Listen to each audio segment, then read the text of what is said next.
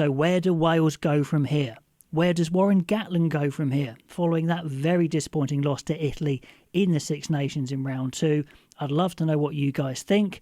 Welcome to this video supported by Sports News Blitz. Check out their website for great Six Nations coverage. Now, am I going to be too pessimistic in this video or too optimistic? I don't know. I'm trying to say it how I see it, but I'd love to know what you guys think about it and where the balance should be.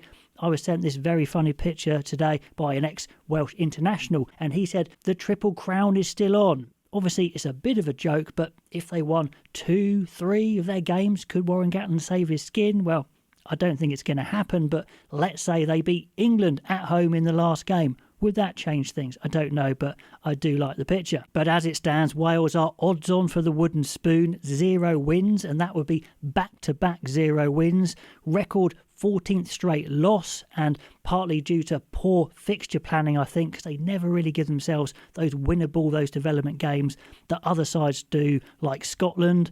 They've now dropped to their lowest ranking ever of 12th. I think they're just behind Georgia.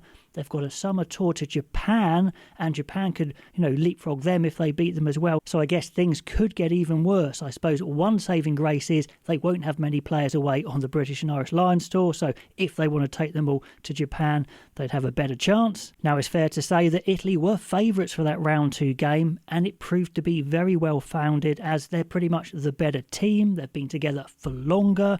They've got simply better players. I went through the player list and I think only Thomas Williams and Jack Morgan would get in a combined team for me, and even then it's very close. So I think there is a little bit of sympathy out there with Warren Gatland that no coach could do well with these players, but I think it is a very little bit, and the majority thinks that a coach could get better out of these players. Yes, they're decent URC players, not world beaters, but there's a few good experienced players in there. There is plenty of talent and they can do better, that's for sure.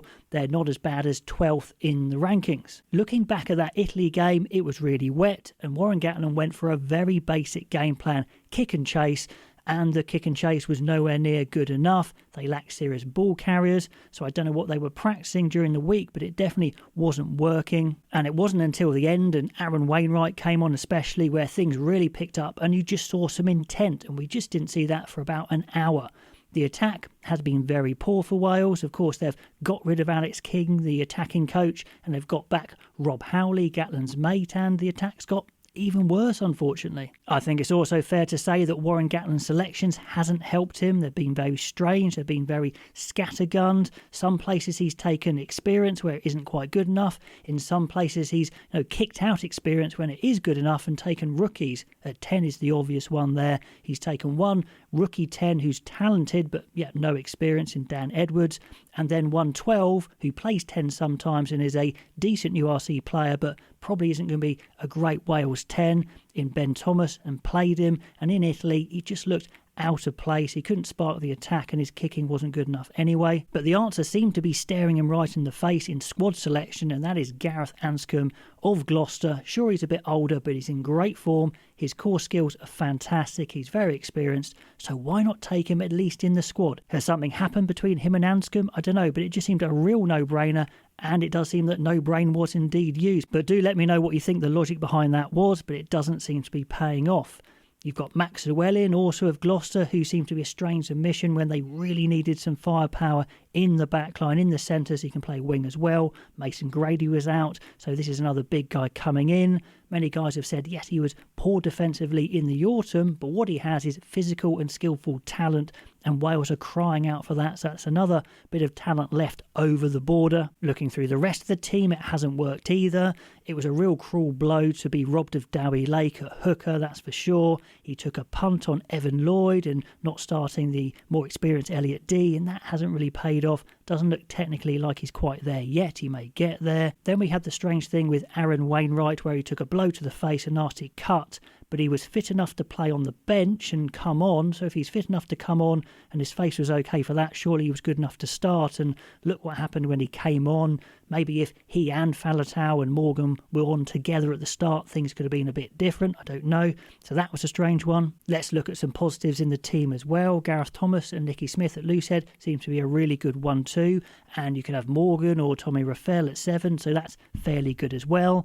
But elsewhere, there are some big problems. Second row is very light. Adam Beard is out. He's a steady hand, a giant frame, but he's not exactly a world beater or a game breaker, but he was out. Will Rowland's the other experienced guy, looks a bit shot to be honest, isn't having that dynamic impact anymore. Jenkins is up and coming, but still not convinced, and he was out anyway.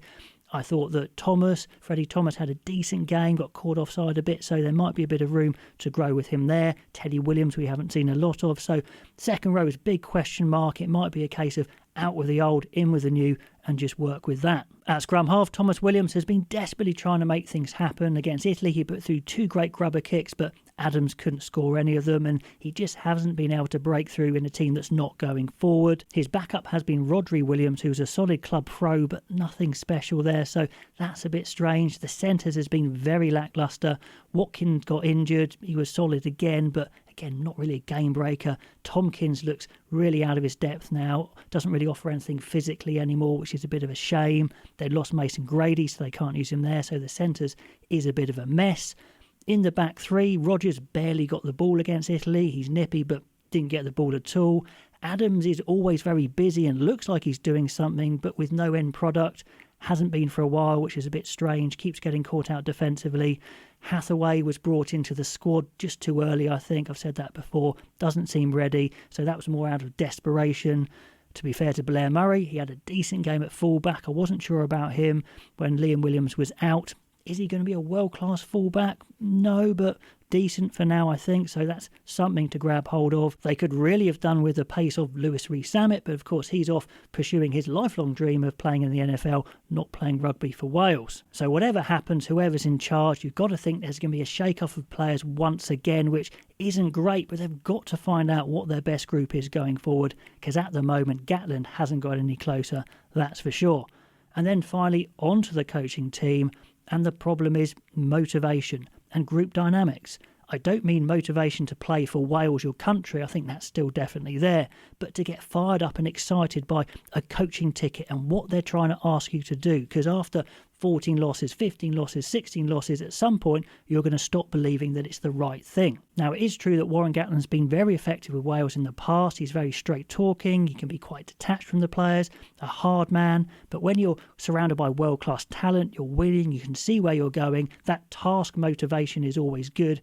Even if you don't quite get on with your head coach, that doesn't matter. Is he the ideal character to nurture this young talent and to motivate them and excite them?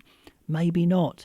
And maybe none of this matters. Just after losing so much, it doesn't matter. You just need to change the coach to get a fresh face in, fresh philosophy, fresh environment. And if that is something, you can buy into it at least for a while. Even if it ends up losing a few games, you buy yourself more time to grow the new team. Following the autumn internationals, the WRU did a review, as they always do, and they said to Gatland that you've still got a job, but it's hanging by a thread, which is not what you want to hear. Not really a vote of confidence. That sort of Damocles hovering over your head. It's probably better to say you're either sacked or you've got our support, even if deep down you don't. So in conclusion, whatever happens, I think Warren Gatland is gone. I just don't think it's tenable anymore. Even if they win one of their games, I don't think the belief is there from anyone, the fans, the WRU, and probably the players, to be honest. Time to retire to New Zealand. He's done plenty of great things in the game. Walk away with your head held kind of high anyway. Coaching is one of those gigs where it often ends in failure. I mean, he's a proud man. He's not giving up. Is he thinking, do I stick around, get a payoff? Do I try and fight and bring it back? Or would being sacked actually bring a bit of relief deep down? Behind closed doors, maybe the WRU are hoping he's going to resign, maybe even waive his payout as a final gesture of goodwill to the nation that's given him so much. I don't know. I think he's going to hold on until it's been called a day. So Wales, they're in a mess. We know the WRU are in a mess. They don't have backing of the fans. Ken Owens, the ex-Wales international, has come out this week with a scathing attack on the WRU. So things are definitely at a low point. So now is the time to reset everything. So yes, the playing pool isn't as strong as it used to be, but they can definitely do better. They're at an historic low. They've literally got nothing more to lose, or not much more to lose. So they might as well reset, restart, new team, new coach, and go into the summer with hopes held high, or at least reset. So let me know what you think. Was I too harsh? Was I too optimistic? Pop all those comments below. Do like, do subscribe, and I'll catch you next time.